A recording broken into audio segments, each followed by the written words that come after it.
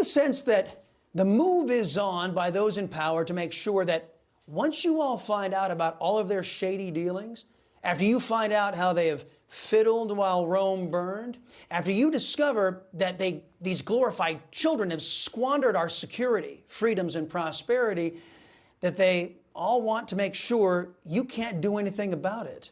They want to make sure that you are so busy just trying to survive, you won't have the time to exact the justified penance from them.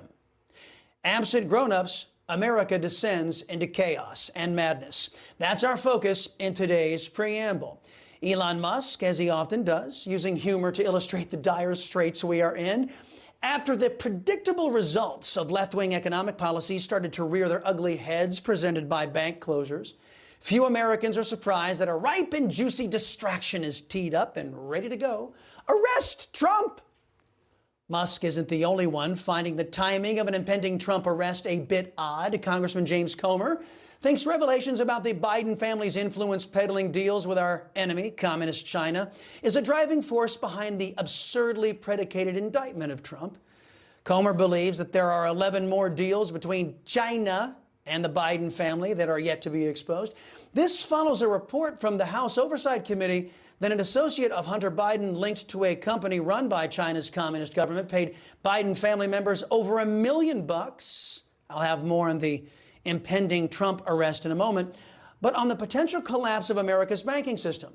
Some are saying that environmental social governance is the culprit. Some say it's woke idiocy.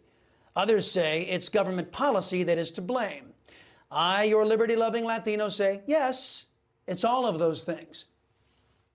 Unfortunately, we're in the early innings of a disaster movie when it comes to the financial sector, because you had interest rates go from essentially 0% over 12, 14 years to 4.5% in just a series of months. So Silicon Valley Bank, people have to understand, they went bust by buying treasury bills. They did not buy something risky. They bought the least risky thing on the table, and it became risky because interest rates spiked. Former Democrat presidential candidate Andrew Yang is half right. Interest rates have been and will be responsible for more banking failures. But he's dead wrong about Silicon Valley Bank and other failed banks not investing in stupid and risky investments.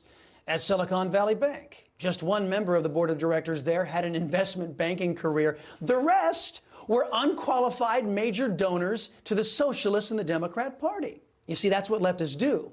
They use other people's money in the government or in the private sector to enrich their unqualified friends. Then when the house of cards collapses, other people pay the price. That's the finest tradition of left-wing thought.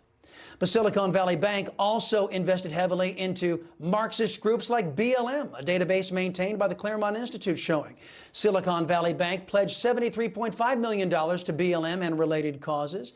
The database aggregated public announcements by SVB from 2020 to 2022, showing its financial commitments to several progressive organizations.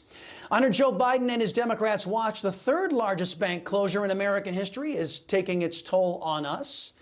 It collapsed in part because it invested heavily into cryptocurrencies. One of the bank's board members, former Congressman Barney Frank, a well-known progressive leftist who is no stranger to his policies leading to severe economic calamities.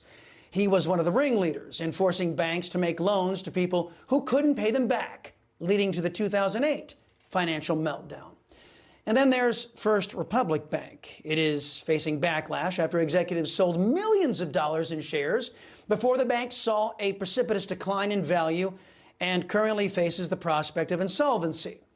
Executives, including the bank's president of private wealth management, the chief credit officer, and the CEO, sold a combined $7 million in shares in the 2 months leading up to the stock's crash. Executive Chairman James Herbert II also sold $4.5 million worth of shares in that same time frame. On Mr. Herbert, an examination of his donating practices, according to CampaignMoney.com, shows that he had a penchant for giving money to the likes of Paul Ryan, various Democrats, and so-called Republicans like John Cornyn. According to the website, Cornyn, a longtime staple of the failure of the Washington establishment, received $5,000 from First Republic's executive chairman. That's in 2020 alone. And yes, government policy implemented by non-conservative Republicans and virtually every Democrat responsible for a banking system teetering on collapse. And interest rates spiked, right, because of inflation. Yes. That's why they had to.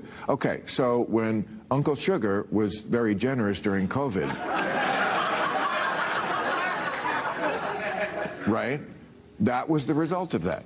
That's what caused the inflation, a lot of what caused the inflation. You cannot put $6 trillion that you don't have in people's pockets and not expect some inflation. That's what caused this rate, and that's so it's all connected. Yeah. That's government policy. And that leads us to the monumental distraction of President Trump's impending arrest.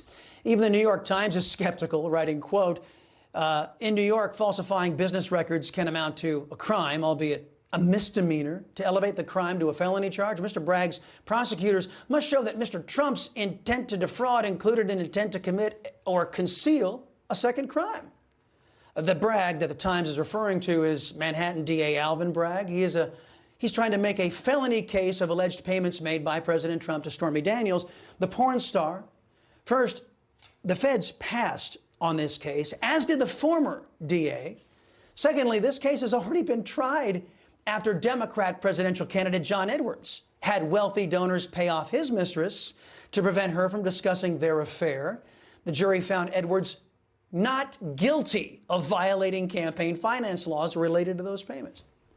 This country is being run by children who, like kids often do, are trying to avoid blame for massive screw-ups. They are terrified that the American people will put a man back into office who isn't interested in covering up their malfeasance. In fact, after his first 4 years, they know President Trump is dedicated to exposing that malfeasance. Alvin Bragg is the quintessential leftist. While he downgrades criminal felons in an effort to unleash them on the public, he's creating felony charges out of misdemeanors to target the Democrats' political opponents in the weaponization of government that could very well rip this country apart. Shame on every Republican who is sitting idly by, secure that their Democrat friends would never target them in this way, unless those Republicans get in the Democrats' way at some point in the future.